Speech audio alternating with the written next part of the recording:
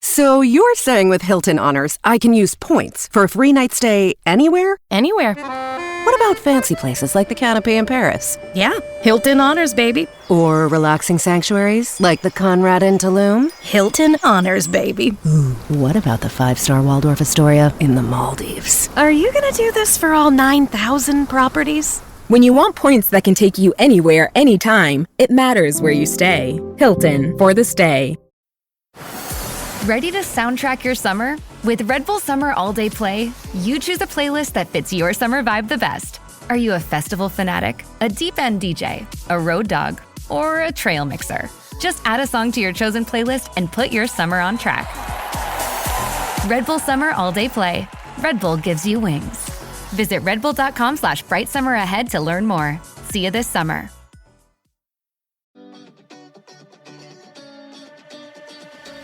Welcome to Her Extraordinary Life by Design, where we celebrate women who are shaping their lives one extraordinary day at a time. I'm your host, Leslie Gaudet, self-care coach for women who are ready to make self-care a priority to support them in life and business. Every week, I'll be speaking with inspiring women from various walks of life who will share their personal journeys and will discover how they have fearlessly carved their own paths as business owners, passionately pursuing their dreams and creating a meaningful impact on their communities. So let's get started. Hello, and welcome back to Extraordinary Life by Design podcast. I'm your host, Leslie Gaudet. And first, I want to say thank you so much if you're a recurring listener, because I really, truly appreciate you supporting my podcast. But I'm also hoping, too, that the guest episodes and my own are providing you with value and helping you to see possibilities for yourself. So again, thank you for being a return listener. And if you're here for the first time, I want to say welcome. I'm really glad you're here. So today, I actually want to touch on something that I've been sitting inside of for a while now.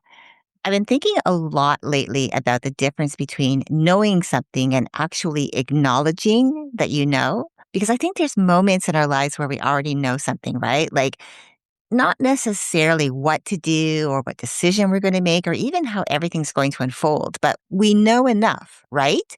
Like we know when something isn't sitting right. We know when something isn't working the way it used to or the way that we need it to or that we want it to. We know when something keeps asking for our attention, that there's a conversation that maybe we've been avoiding, that there's a truth we've been circling around. And what I've started noticing is that many women think that they're waiting for clarity, at times myself included. But I don't think clarity is always the issue. Because sometimes the truth is already there, right? Like we're just negotiating with it. We're negotiating with what it means, like what it might require from us, of what it might require us to do, with what might have to change if we fully acknowledge it. And we're negotiating with what it would mean if we stopped pretending that we didn't already know. And I think that's a very human experience that I want to talk about today. Because the truth doesn't always arrive as a clear answer, right? Sometimes it arrives through a recurring frustration, a recurring thought or thought patterns, a recurring longing, a recurring feeling like something about the way that we're living, working, leading, even showing up no longer fits the life we actually want. And eventually we find ourselves having the same conversation with ourselves over and over again. Not because we don't really know, but because we do. And that's what I really want to talk about today, because I want to talk about the truth that maybe you've been negotiating with for so long that it's become background noise and you're no longer noticing how often it's been trying to get your attention. You see, over the past several months, I've actually found myself noticing a pattern that I've been living inside, where I'd have moments where I felt frustrated, then I'd get clarity, then somehow I'd find myself frustrated again, then the clarity would come back, then frustration would return, and almost like I was having the same conversation with myself over and over again on repeat. And for a while, I couldn't quite understand why, because on paper, everything looked fine. My podcast was growing, which it still is. I'm supporting clients. I'm supporting a law firm, creating content, building new ideas, working on collaborations, doing meaningful work that genuinely matters to me and actually lights me up every time I think about it. And yet there was this recurring thought that kept showing up for me. Like, I know that things look good, that I love what I'm building, and I love the work that I do for the most part, but I couldn't quite shake the feeling that there has to be another way. Like the way that I've been carrying everything no longer feels aligned. And the interesting thing is that I don't think I fully realized what was happening at first because I wasn't necessarily looking for answers. When I look back over the past several months, what it looks like I had been doing was collecting evidence. Evidence that the way I'd been working no longer fit. Evidence that the way I'd been carrying everything no longer fit. Evidence that the way I'd been structuring my days no longer fit. Evidence that the way I'd been trying to build my future no longer fits. That the way I was living my life just didn't feel good to me. And every time I've noticed these things, I'd have that moment of clarity, a moment where I'd think, okay, something needs to change. Something about this isn't sustainable, or something about this no longer fits the life I'm trying to create. But then life would continue. My responsibilities would continue. Projects would continue. Deadlines would continue. And somehow I'd find myself slipping right back into the same operating system I'd just realized wasn't working. And finally, as I thought about this over the last several months, it finally occurred to me that I wasn't lacking clarity. I was actually negotiating with clarity. Because every time the evidence showed up, another conversation would start. I'd say, like, maybe it's a busy season, or that I need to push through this whatever I'm doing first. Maybe I need to get caught up on some things. Maybe I try to just need to finish this thing, whatever I'm working on, before I slow down and really think about it. Maybe next month will be different. Maybe tomorrow will be different. And the evidence would keep stacking up. The frustration, the resistance, the exhaustion, the recurring thoughts, the feeling that I was trying to build a different future while still operating from an old blueprint. And eventually my body became part of the evidence too, because while my mind kept trying to convince me that I could keep going the way I had been, my body was telling a different story. Because exhaustion became evidence too. Evidence that the way I was operating was no longer working for me. And when I started to realize my looping pattern of clarity, frustration over and over again, that's when I started asking myself different questions, meaning, what have I been noticing for months that I've continued treating like a temporary inconvenience instead of a message? And what keeps asking for my attention that I've continued pushing to the side? And I think that's what many of us carry at some points in our life, right? I know that this isn't unique to me. I think many women who are high achievers, many women in general, have things they've been noticing for a very long time, but they haven't really fully acknowledged it or taken the time to understand what those things might be trying to tell them. So today I want to talk about how women often recognize a truth long before they acknowledge it, because I think recognition and acknowledgement don't always arrive at the same time, right? What I think happens is that many of us start to notice things long before we're willing to fully acknowledge what those things might mean. We start noticing that we don't feel the same way about something we once felt passionate about, or the way that we start to notice the way that we were living our life, that this no longer feels aligned with the life we're trying to create. And we start to notice that the version of success we've been chasing doesn't always feel the way we thought it would, and that our recurring frustration, our recurring longing, or a recurring thought keeps showing up, asking for our attention. And yet, instead of acknowledging it, we start to negotiate with it, where we become very skilled at negotiating what we already know. The private conversations that you have, right? After a truth becomes visible, the explanations you use to make yourself feel better about ignoring what you're noticing, and the negotiations that keep circling the truth instead of fully facing it. And finally, I want to talk about what changes when we stop pretending that we don't see what we already see, right? Not what we do next, not what decisions we make, not how we change our lives, but really simply what happens when we're finally honest with ourselves. Because I think recognition can be really powerful, more powerful than many women realize. And sometimes the most important shift isn't actually action itself, but the acknowledging of what's already true, so that what was hidden becomes visible. And that's why I think one of the biggest misconceptions that we have about clarity is that if something truly needs to change, that eventually the answer is going to become obvious to us. Like one day we'll wake up and suddenly we'll know exactly what to do. We'll feel completely certain, completely confident, completely ready, and then everything will make sense.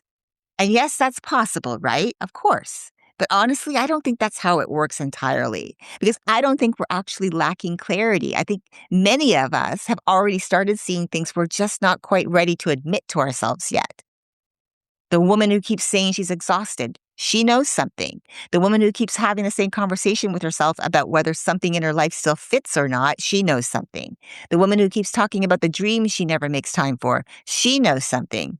The woman who keeps feeling pulled towards something different, she knows something. And maybe it's not the whole picture, but it's enough. It's enough to recognize that something's asking for your attention, that something no longer feels aligned, that a conversation needs to happen. And I think that's what makes this conversation important because we tend to think clarity arrives all at once. Like one day, everything suddenly makes sense. But what if clarity doesn't arrive that way?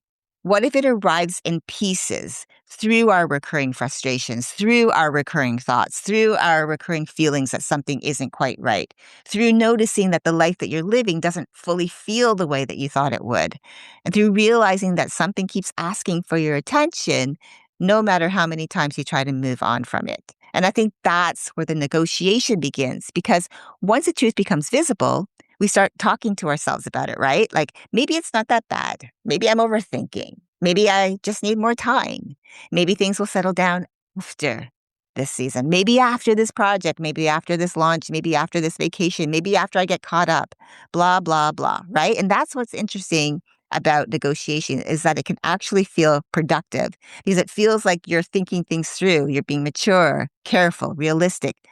But sometimes we're not actually waiting for clarity. Because if we're being honest with ourselves, sometimes we're negotiating with clarity.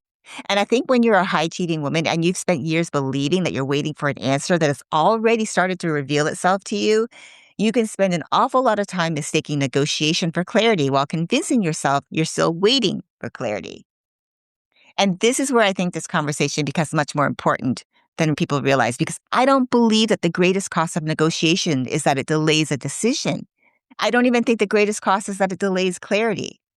I think the greatest cost is that it keeps us trapped inside the same loop, right? The frustration, the brief moment of insight, the return to normal. The frustration again, the brief moment of insight again, the return to normal again, over and over and over. And I think many of you listening in today know exactly what I'm talking about because you can identify with this pattern. The pattern of feeling frustrated by something, then convincing yourself it isn't that big of a deal. Of recognizing something isn't working, then deciding you'll think about it later, of feeling the tension, then getting busy enough to stop paying attention to it, until eventually life settles down for a moment and the exact same frustration shows up again, right? I get it. I've been there. And I think that's what makes this not only frustrating, but exhausting as well. Because not only are you carrying the truth, you're also carrying the loop, the repeated cycle of noticing, dismissing, noticing, explaining, noticing, postponing. And every time the cycle repeats itself, something starts to become normal that was never meant to become normal. Because then the frustration becomes normal, the dissatisfaction becomes normal, the recurring thoughts become normal, the exhaustion even becomes normal, and the feeling that something isn't working becomes normal. And I think that's one of the most interesting things about being human, right? Because we adapt. We adapt so incredibly well to circumstances, to pressure, to environments, to situations that no longer fit us.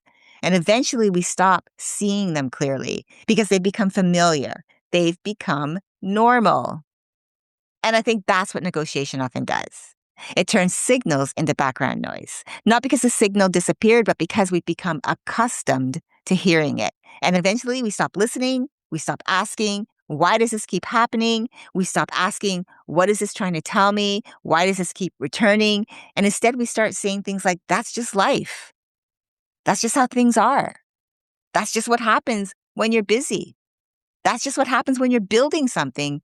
It's just what happens when you're responsible. And I think that's where the real cost lives, right? Because eventually we're no longer curious about what the pattern might be trying to reveal to us because we've simply learned to live around it. And the longer you live around it, the harder it becomes to see it because it's become familiar. And I think that's why so many people reach a point where they suddenly feel like they've hit a wall. But because the evidence has been accumulating for months, sometimes maybe even years, eventually there's enough evidence that it becomes impossible to keep explaining it away. Now, here's what I find really interesting. I think when women as high achievers, women in general, when we just start noticing patterns like the ones I just been talking about, our minds almost immediately want to jump to action. And we start thinking, okay, what do I do about it? What's the answer? What's the decision? What's the solution? What's the next step? And honestly, I understand why. Because we're used to solving things, right? We're used to figuring things out, to moving things forward, to turning awareness into action as quickly as possible. In fact, I think one of the reasons high achieving women miss what the evidence is trying to show them is because they sometimes move too quickly into solving before they fully understand what they're looking at. Think about that for a second, right? Like, how often have you noticed something? You felt it, you've experienced it, and you immediately jump to the conclusion of, okay, how do I fix it? Before you've even fully understood what was happening. I think as high achievers, we do this all the time because we're wired for movement. We're wired for execution. We're wired for progress. But recognition doesn't always need movement. Sometimes it just needs observation. And I think that's where, when you finally see that, things can begin to shift for you. Not in the what do I do or how do I solve this or what's the answer mindset, but what am I noticing? Why does this keep showing up? What is this pattern of clarity, frustration loop trying to tell me? Because if you're being honest, I think when you spend years trying to solve something before you've fully understood what you're solving, I think that's one of the reasons why the cycle continues. Because the goal becomes relief instead of understanding. It becomes get rid of the frustration, get rid of the exhaustion, get rid of the discomfort, and get rid of the uncertainty. Instead of becoming curious about why it keeps happening in the first place, why it keeps returning. And what I've started to notice is that recurring patterns are rarely random, right? The recurring frustration, exhaustion, disappointment, the thoughts, the longing, the feeling that something about your life no longer feels the way you hoped it would. I don't think those things are random at all. I think they're information, they're evidence, they're clues. And the question isn't how quickly can you get rid of the feeling? The question really is, why does it keep coming back? What is it trying to show you? Because eventually there comes a point where the pattern becomes harder to ignore than the individual moment. Meaning, I don't think it's the exhaustion, the frustration, or the recurring thoughts themselves that matter the most. I think it's the fact that they keep showing up and asking for your attention. And I think that when we become curious and we allow ourselves to slow down long enough to really pay attention, that's when curiosity can become so powerful for us.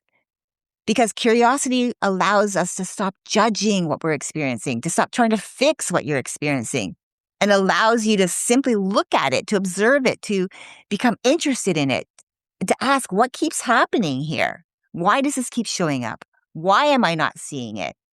And I think that's important because I think many people assume that if they acknowledge a pattern, they immediately have to make a decision. That if they admit something feels off, they now have to change everything. That if they acknowledge they're exhausted, they now have to quit something. That if they acknowledge they're frustrated, they now have to solve it. But I don't think that that's true entirely. I think acknowledging creates awareness. That awareness creates understanding. That understanding creates clarity. And that clarity eventually supports action. But notice the order, right? Action comes last, not first. And I think that when you're a high achiever, you may have spent years trying to jump from awareness directly into action while completely skipping understanding, which is why you find yourself repeating the same cycles. Because you've never stopped long enough to understand what the cycle was trying to teach you, what it was trying to show you. And honestly, I think that's where this really lands for me. Because recognition for me really isn't about finding the answer. It's more about finally becoming curious enough to stop running past the evidence, to stop explaining it away, to stop minimizing it, to stop assuming that it doesn't matter. Instead, asking, what if this is trying to tell me something, that this pattern matters, that my frustration matters, that my recurring thoughts matter? Like, what if this evidence has been trying to get your attention for a very long time? Because I think that's where recognition begins. Not when you have all the answers or when you make a decision or know exactly what to do, but when you become willing to stop long enough to truly see what has been there all along. Not action, not certainty, not even clarity, but curiosity. Because curiosity is often what allows our clarity to finally emerge. So that's what I want you to think about today. And before you go, I want to leave you with some things to think about. Not something that you need to figure out the answers to right now, but just to sit with, to become curious about. Because if there's one thing that I've learned recently, is that some of the most important realizations in our lives don't always arrive just because we force them to. They arrive because we finally stop long enough to notice what's been happening. And I wonder how many of you listening right now are moving through your life right now carrying evidence that you haven't fully examined yet. It's not because you're avoiding it or that you're in denial or unwilling to look, but because life is busy. I get it. It's demanding. Life keeps moving. And sometimes we can be so focused on managing everything in front of us that we don't stop long enough to step back and look at the patterns underneath it. So here's what I have for you. What I want you to sit with and really think about. What keeps showing up for you? Not what answer are you looking for, not what decision do you need to make, not what problem are you trying to solve, but what keeps showing up. The recurring frustration, the recurring thoughts, the recurring feeling, the recurring longing, the recurring disappointment, the recurring question, the recurring clarity, frustration loop. What keeps returning for you no matter how many times you try to move on from it? Because I think recurring patterns deserve our attention, right? And then I want you to reflect upon what evidence have you been collecting that you've continued dismissing, minimizing, or postponing? What moments have been repeating themselves? What experiences keep reinforcing the same feeling? What situations keep producing the same reaction? What keeps making you pause, even briefly, before life pulls you forward again? Because sometimes the evidence isn't one big moment. Sometimes it's dozens of small moments. A thought here, a frustration there, a conversation you can't stop thinking about, a realization that keeps resurfacing, a feeling that you keep trying to dismiss, and eventually those moments start to form a pattern. So think about it. Where you might actually be explaining something away instead of becoming curious about it. Where have you been telling yourself, it's not a big deal, I'll figure it out later, I'm probably overthinking it, I just need a break, I just need to get through this season, I just need to get caught up? And listen, maybe all of those things are true, but what if there's more to the story? What if that recurring frustration for you isn't the problem? What if it's information? Like, what if the recurring thought isn't the problem? What if it's information? What if the recurring feeling isn't the problem, but that it's information as well? And if the invitation isn't to figure everything out right now, but to simply pay attention, what if it's just to become curious, to observe, to notice, to stop rushing past what keeps asking for your attention? Because I think many women spend years searching for answers when what they actually need to do is to spend more time examining the evidence. Because clarity often arrives after we've spent enough time honestly looking at what keeps showing up. And maybe that's the question I'd leave you with more than any other. What keeps showing up in your life that deserves a closer look? And it's not because you need to make a decision today or that you need to change your life tomorrow or that you need to have everything figured out, but maybe there's something there that you've been moving past for a very long time. And it's time now to stop long enough for you to see what it's been trying to show you. And just be curious, because sometimes curiosity is what finally allows us to see what has been there all along so that we can finally see the pattern that we've been missing. And so I think one of the reasons so many women stay inside these negotiations for far longer than they need to is because it often feels like we're carrying them alone, right? Like you're noticing something, you're questioning something, you're trying to make sense of something, but you don't necessarily feel comfortable bringing that conversation to your friends, to your family, or even some of the communities that you belong to. And I feel Like there's a lot of pressure on women who are professional, who from the outside looking in look like they have it all together to actually arrive at clarity quickly, to have that answer, to know what's next, to have a solid plan. But what if you're not there yet? What if maybe life is changing for you? What if you're still sitting with a truth and you're trying to understand what it's asking of you and you're still sorting through what you've been noticing? And so I think many of us are carrying conversations like that privately, the recurring thoughts, the recurring frustrations, the things that they can't quite unsee anymore, the truth that you've started recognizing, but you haven't fully spoken out loud yet. And honestly, I think that is one of the reasons I've become so passionate about what I've been building behind the scenes, the faceless and nameless gatherings, the virtual setting where there's no faces, no names, no titles, no professional identities to manage, no pressure to sound polished, and no pressure to have all the answers.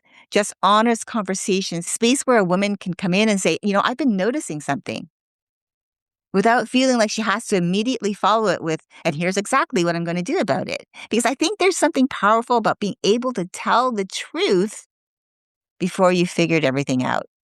And if listening to today's episode felt personal for you, if you recognize yourself somewhere inside this conversation, if there is a truth that you've been negotiating with that keeps asking for your attention, I would love to know whether a space like this is something that you'd want to be a part of.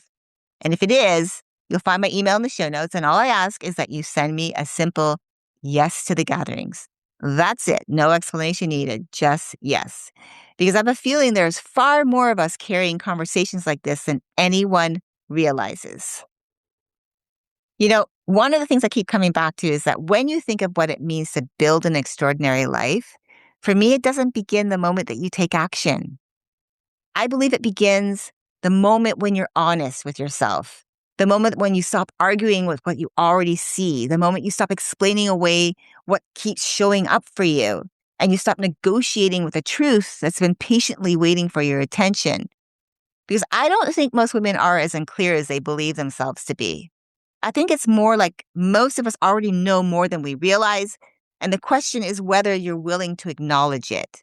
And maybe that's where extraordinary lives actually begin. Not with certainty or confidence or having all the answers, but with honesty. The kind that allows you to say, I see it now. I may not know exactly what comes next, but I can no longer pretend that I don't see it.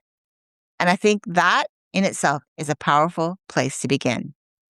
Thanks for spending time with me today. I truly appreciate you. Until next time, keep dreaming, keep believing, and keep designing your extraordinary life one day at a time. Thank you for joining me on Her Extraordinary Life by Design. I hope you've been inspired and empowered by the incredible stories shared on this show. If you enjoyed this episode and the conversations we've had, I would greatly appreciate if you could take a moment to leave a review. Your feedback and support mean the world to me, and it will help others discover the podcast and join our empowering community. Remember to hit the subscribe button so you never miss an episode. Together, we can continue to learn from these amazing women, uncover their extraordinary journeys, and be motivated to create our own lives by design. Thank you again for tuning in. Until next time, stay empowered and keep shaping your extraordinary life one day at a time.